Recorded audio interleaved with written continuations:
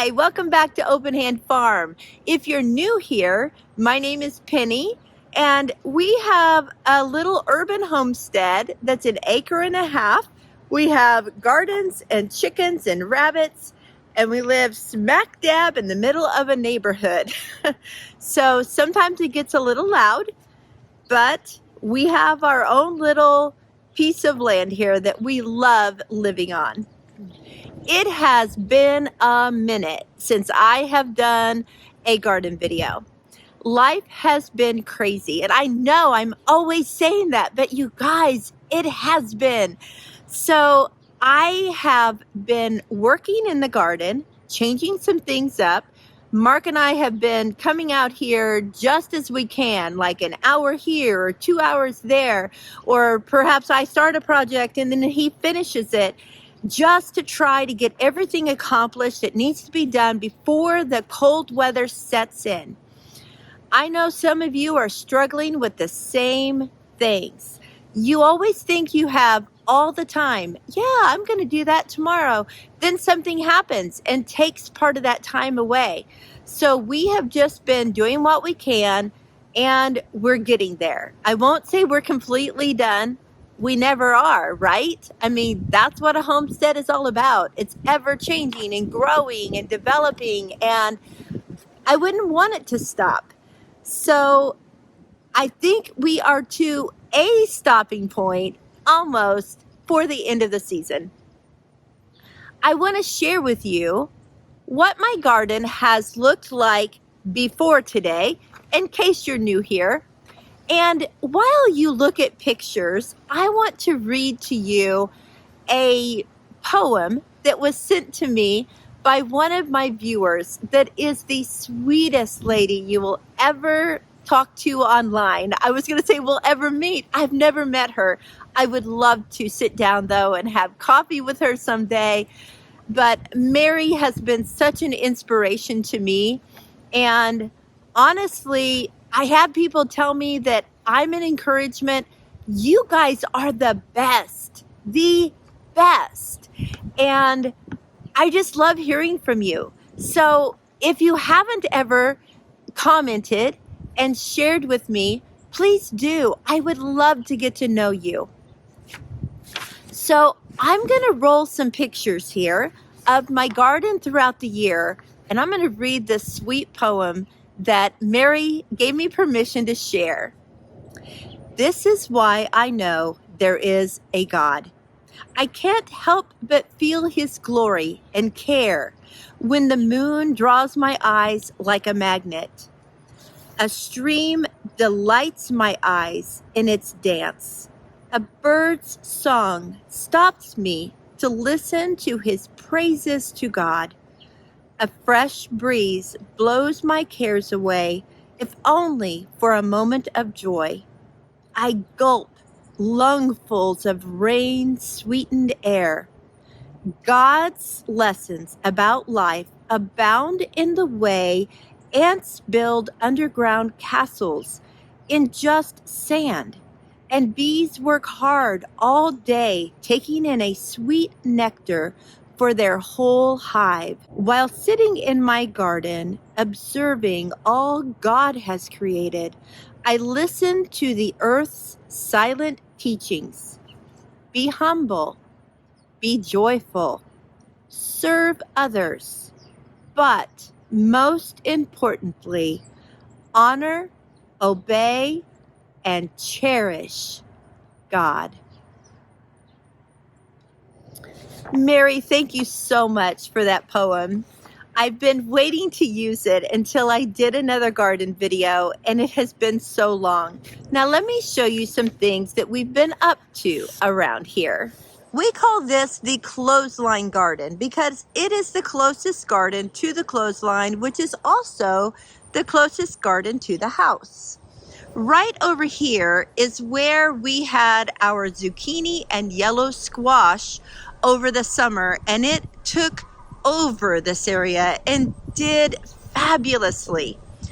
Then over here we had 2 tunnels of netting that had cabbages. One was a Chinese cabbage and one was a regular cabbage.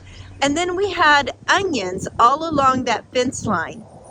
I want to show you the most magnificent thing that is still in my garden.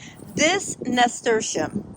I have never seen a nasturtium grow so prolifically. It has vined out and filled this area. I'm waiting for it to go to seed because I will be collecting the seeds from this. It has just done a beautiful job, even through the heat of the summer. I bought it as a plant from Azure Standard. I had planted some nasturtiums of my own, but they did not do very well at all. This one is magnificent. Now on the other side, you'll see some more life still in the garden. We replanted some cucumbers. They are doing well. You can see this one down here, and they are growing more. You see lots of baby cucumbers. We've got them growing up this cow panel, which is where they were earlier in the season, and they are doing great. I also planted some lettuces, as you can see.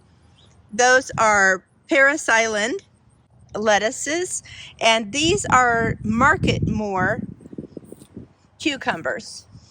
We have some more life around the corner here.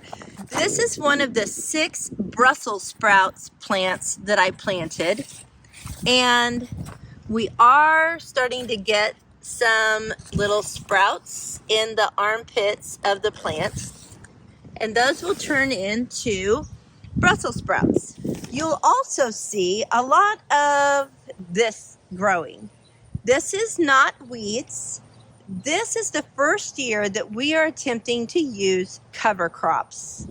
We've been told that cover crops are a great idea so that you don't leave your soil bare through the winter months, but I didn't know which kind to use. I heard different people say different types of seeds that they would plant for different purposes, and then I found some people doing a mixture of seeds. So I'm like, okay, that's the way I'm gonna go. And each plant in the mixture has its own purpose for being planted on the bare soil through the winter months. Let me tell you what is in our mix. I really don't know what all of these look like, but I know that there is wheat, which is this tall grass looking thing. There are peas that you can just see right here. Then there's also something called triticale. I have no idea what that is. I don't even know if I'm saying it right. There's a hairy vetch. I will know it when it starts blooming. There's collards. Then there's also some daikon radishes. They will be great to aerate the soil. Then there are 2 different kinds of clover, a Persian clover as well as a balanza clover. I don't know what that is either, but I do know that there are some clovers growing in here. That I do recognize. So these are the seeds that we planted on this bed as a cover crop. We are also blocking off the walking path between this bed and that bed and trying to kill back the grass so that we can till that and just make this all one big bed. Now, the bed over here used to have 2 big cow panel arbors. That's where we grew our tomatoes. But we have been growing our tomatoes there for 4 years, and it's tired of us growing tomatoes there. So we have decided to move the tomatoes to somewhere else next year. We have planted cover crop all in here, but we have this area all in the middle of where the arbor was that has never been planted in. So we will be tilling it in the spring. That is how we're going to take care of our cover crops. When they are big in the spring, we will cut them down and till them under. And that way they are still continuing to feed the soil underneath. I have to tell you the struggle we had in this area. We have a constant fight with Bermuda grass. And this area is one of the places that this Bermuda grass loves to crawl into.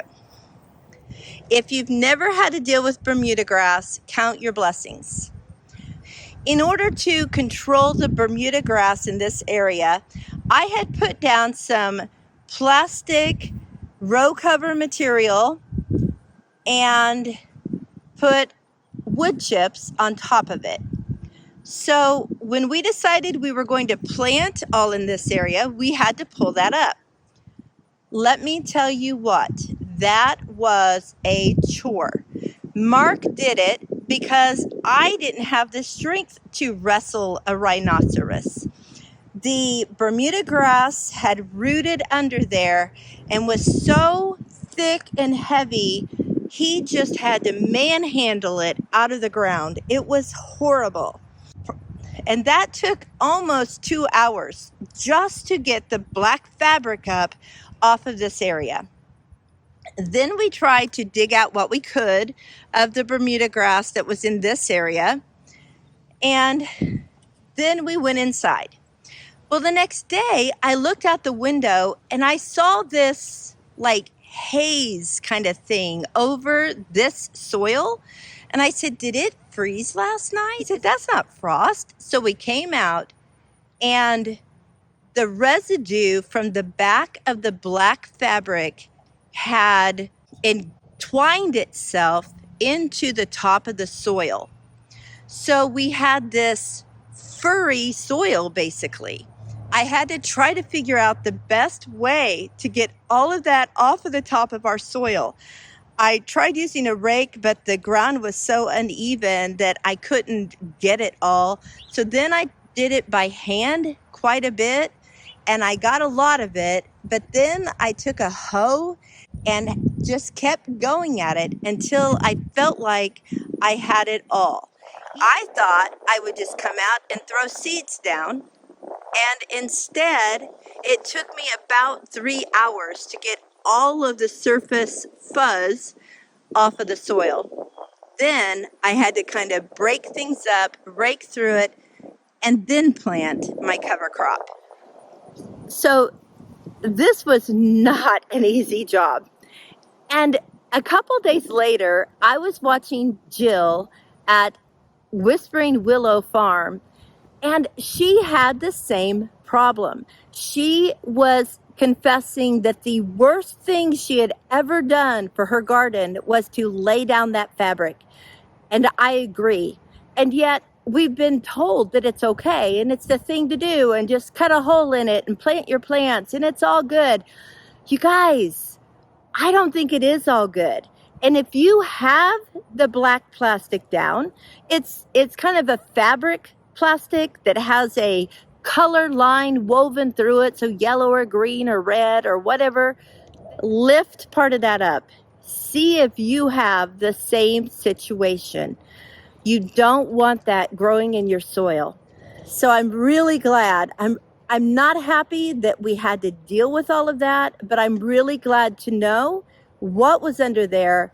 And now I know that this soil can start healing so that it can be used next spring. Now this is where the sweet potatoes were over here. Our regular potatoes were here. And we just kind of tried to flatten that out the best we could. And this was the first spot that we planted cover crops. So it's doing really well. And we decided that since this part of the area out here where there were fewer trees was the sunniest, that we would increase the size of our garden out here this year. So let me show you. We did buy a very large silage tarp and put it down to kill the grass under it, to prepare to turn it under in the spring. This is, I think I remember it being 24 by 40 feet. So we are using our cow panels temporarily to hold it down along with some bricks. And then in the spring, we'll decide where we want to use those cow panels for tomatoes or whatever else we want to use them for. But for now, they're doing a great job of holding this down. I'm not sure that we will actually plant in all of this. If we decide not to use it all this year, we will put some cover crop in at the end where we don't use it. We will not leave it bare, but who knows? We might go ahead and plant it all. Now let's take a look at the food forest. If you have been following me, you know that I have had a fight with Bermuda grass all spring. So let's take a look and see how the Bermuda grass is doing in the food forest. I came in last week and standing here, I did not see a lot of Bermuda grass, but let me show you what I did see. I had lots of bindweed. Oh, that stuff is just terrible. So I had to pull up bindweed, and I took out a lot of dead flowers and plants and tried to deadhead some things. I took all the tomatoes off of the arbor. I love having these lights on the arbor, and we just recently added lights on the chicken run. Let me show you what that looks like at night. I love it so much. This has been all cleaned up. Let me show you what it looked like beforehand. So like I said, we have been working hard. We have come out little by little and done what we can in the time that we have to do it. This area right in here was one of the only areas that I saw Bermuda grass.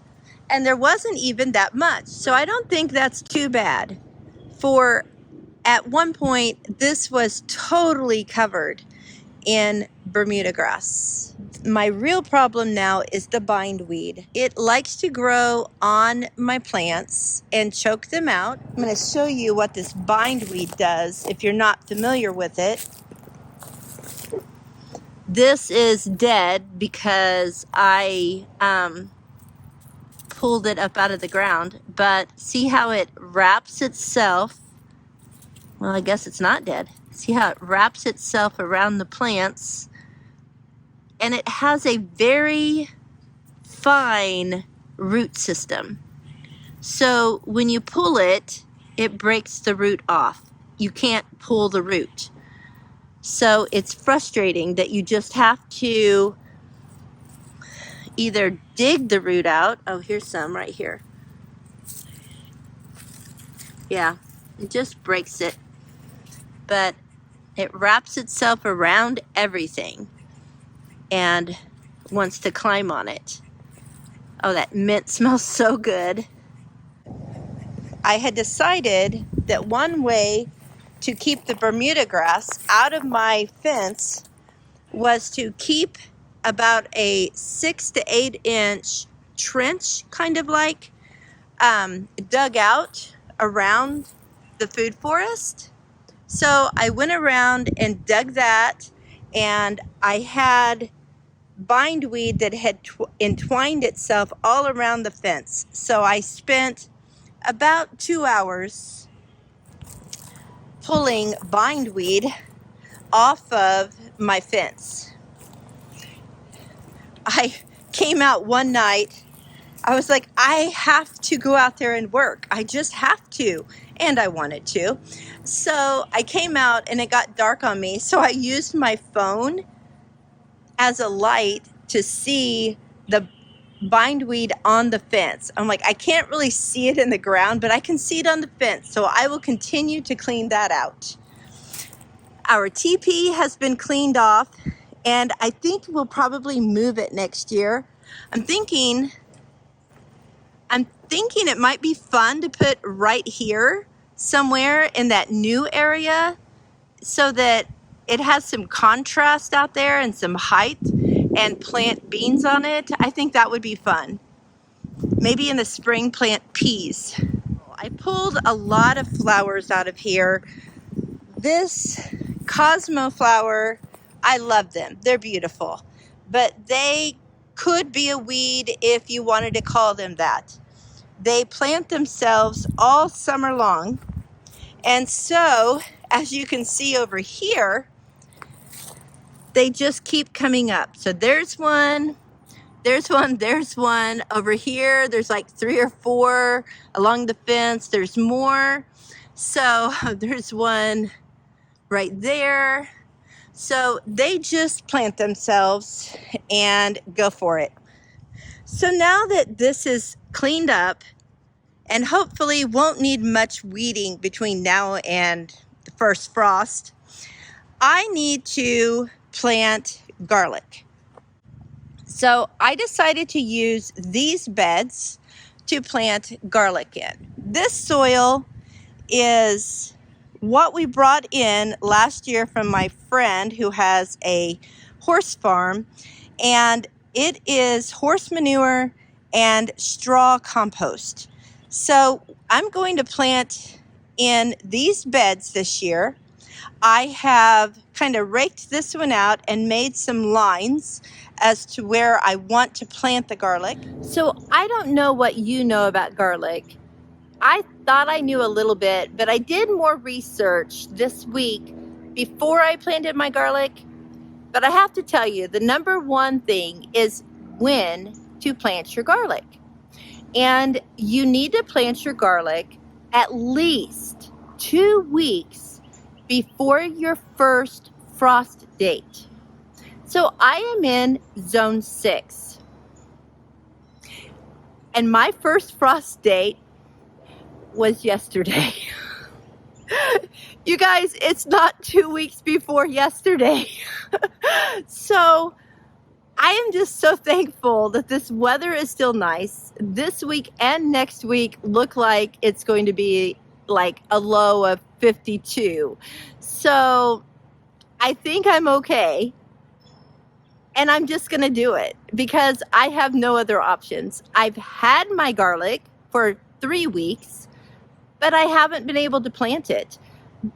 When you have a long to-do list, you start with the things you have to do first according to time.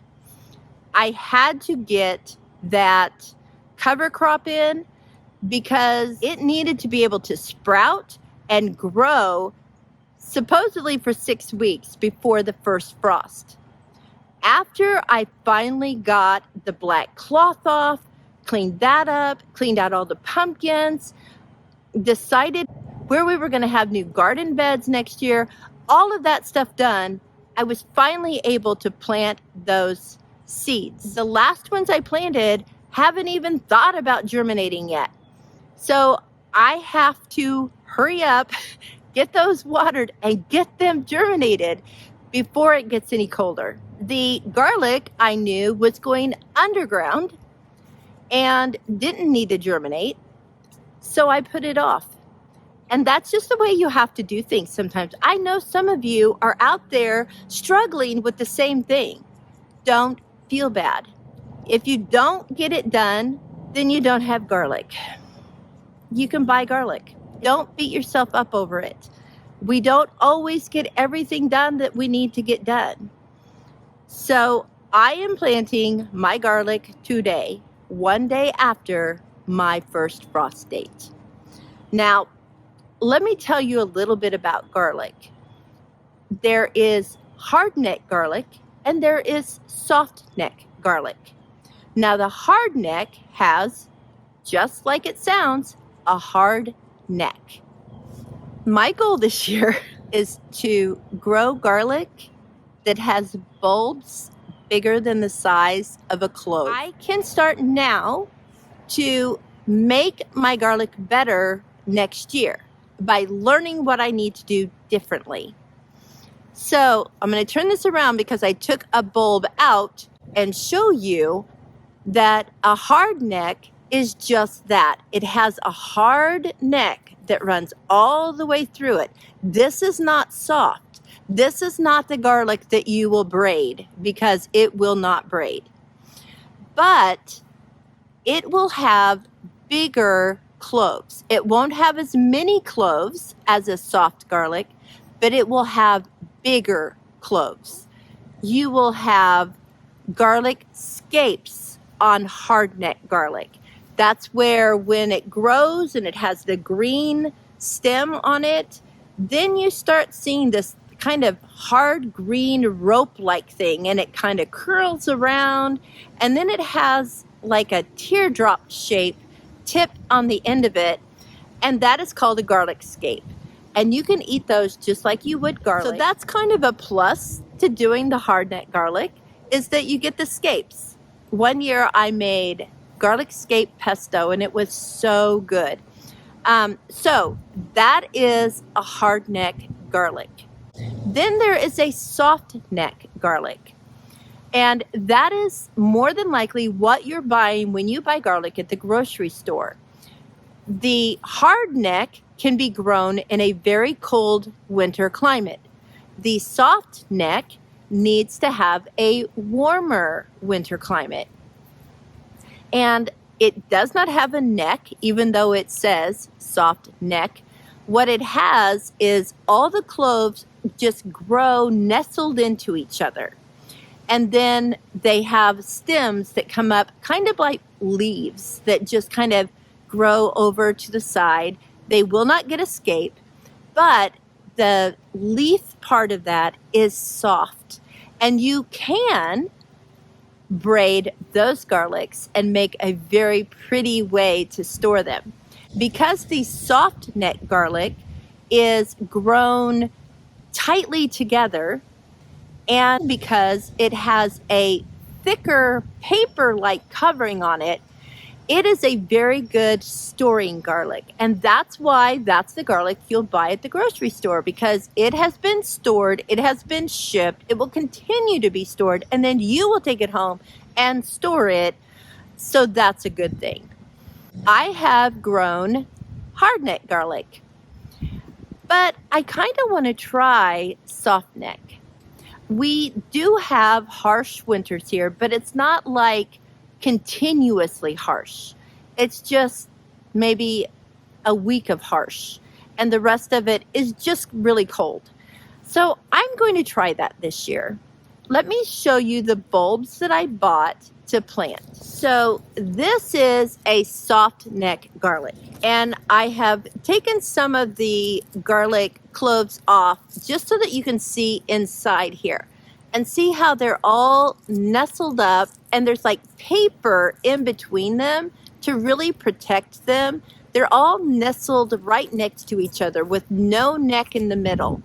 These are California white garlics, and I'm going to plant them in one bed so that I can keep an eye on them and see how they're doing and know if I want to try them again.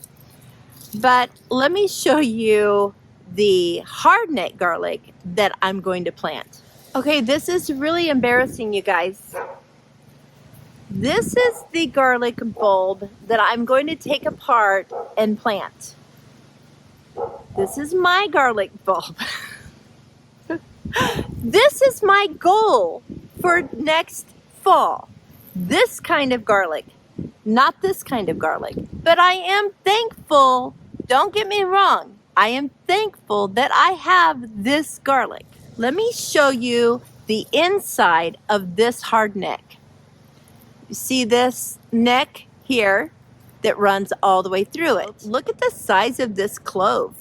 I mean, the size of this clove is about the size of my bulb.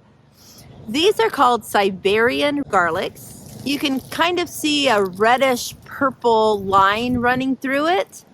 So this is what I'm going to plant. I will pull them apart, and you want to leave any paper on that you can. Don't take the paper off. You want to leave them with their paper on. And this one has already started to grow a little bit.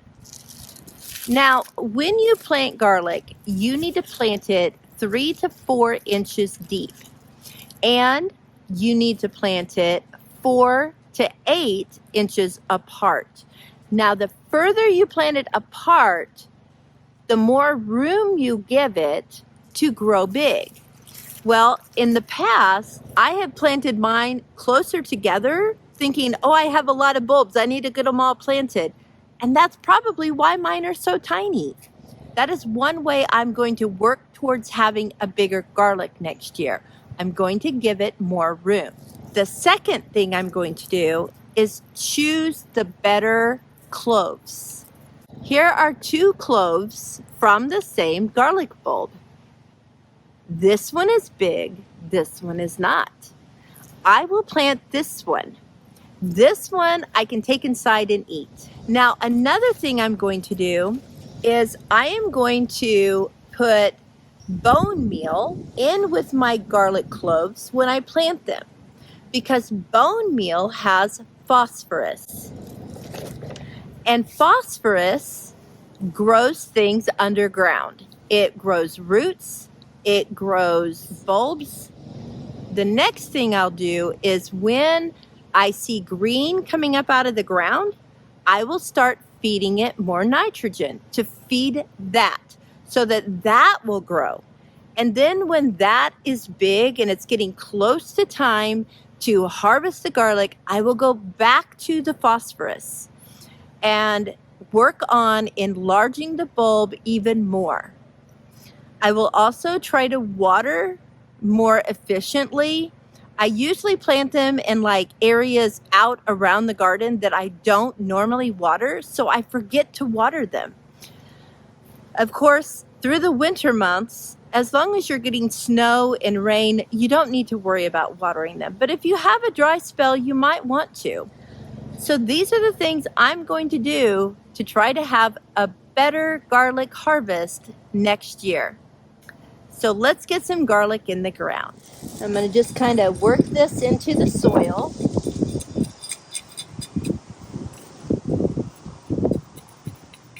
You want to plant them with the pointy end up. Now in this case, I already have a sprout on it, so it's very obvious to me. So I'm just going to lay them where I want them to be.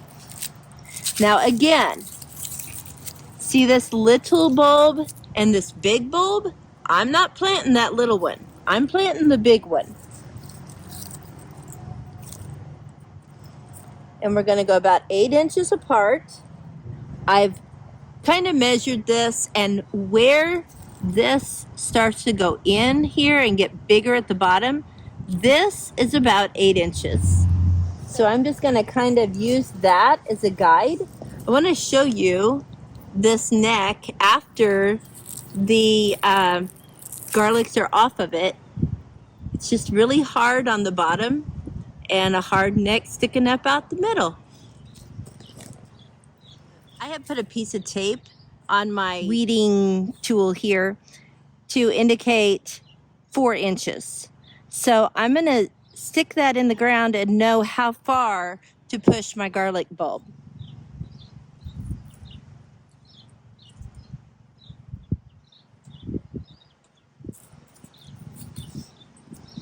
I don't think I have planted them as deep as I should have in the past either. I think I just kind of poke them in the ground. So I'm learning a lot this year, you guys.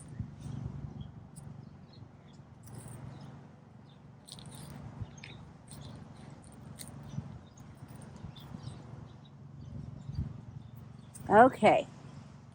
I'm just going to keep going, get the rest of these bulbs planted. Okay. I placed all of the garlic, and I wanted to do this because as I opened up the different heads, some were smaller, some were bigger. So if I had smaller ones laid out on the ground, I would exchange them for a bigger one. And then I put the California garlic over here. That's the soft neck. So I put it in this bed. And it had some nice sized bulbs, some of it. So I'm really excited about this. We'll see how they're going to do for me. Well, I just got the garlic all planted and it's starting to sprinkle, so I might not have to water them myself. Thank you so much for coming along with me today. And I want to encourage you that if you are not getting everything done that you need to get done, just keep on keeping on. Whatever you get done will be a blessing.